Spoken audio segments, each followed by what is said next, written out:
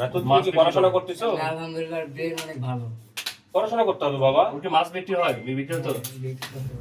তারেক রহমানকে চেনেন তো? প্রধানমন্ত্রী তারেক রহমান। টিভি দেখছেন? উনি কিন্তু আপনার ভিডিওটা দেখছেন, দেখার কারণে আমরা আপনার কাছে আসছি। যেহেতু আপনি খুব কষ্ট করে নিজের কোনো মানে বুড়ো মানুষ, আপনি নিজে বয়স্ক মানুষ, আপনি পানি বিক্রি করতেছেন, এই রাতুল 5 বছর বয়সী এই বাচ্চাটা একটা ভিডিও বেরোয়েছে, আপনার নিউজ হয়েছিল দেশের পত্রিকায়, যে ও 5 বছর বয়সে একটা বাচ্চা সে মাছ বিক্রি করে সংসার চালাচ্ছে।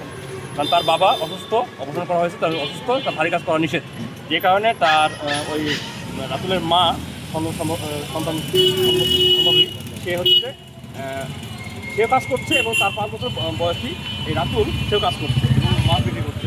এক্সট্রিম মশার কয়েল প্ল্যান্ট ফাইবার দিয়ে তৈরি, তাই সহজে ভাঙে না, সুগন্ধিযুক্ত ও নিরবিচ্ছিন্নভাবে জ্বলে। ডেঙ্গু, চিকুনগুনিয়া বাহি সহ যে কোনো মশার বিরুদ্ধে দেয় এক্সট্রিম সুরক্ষা। আর এই সম্বন্ধে আমরা রোহন ভাইকে উনি নির্দেশনা দেন, দ্রুত এই রাতুলের পাশে দাঁড়াতে হবে এবং রাতুল যে কাজ করছে সেগুলো মায়া হয়। আর তার ক্ষেত্রে আমরা টিমটা আমরা আজকে এসেছি এবং রাতুলের পরিষদ দেখা সাক্ষাৎ করলাম এবং পাশাপাশি রাতুল যে কাজ করছে এই বিষয়টা নিয়ে আমরা প্রধানমন্ত্রী বাবু অলরেডি রিপোর্ট করেছি যে রাতুলের রিপোর্ট পেয়েছি এবং রাতুল যে কাজ করছে তার প্রেক্ষিতে আমরা পাশে দাঁড়াবো এবং আজকে যাবো। আর আজকে আসলাম এবং রাতুলের পরিবারের তার পিতা যে অসুস্থ তার চিকিৎসার জন্য আমরা কিছু আর্থিক সহায়তা করলাম মাননীয় প্রধানমন্ত্রীর পক্ষে। এবং মাননীয় প্রধানমন্ত্রী একটা মানবিক নেতা, উনি এইভাবেই সারা বাংলাদেশে কোনো নিউজ কিংবা কোনো ভিডিও দেখলেই উনি আমাদের টিমকে পাঠায় দেয় এবং তার প্রেক্ষিতে আমরা আজকে আসছি এবং আমরা এইভাবে কাজ করি।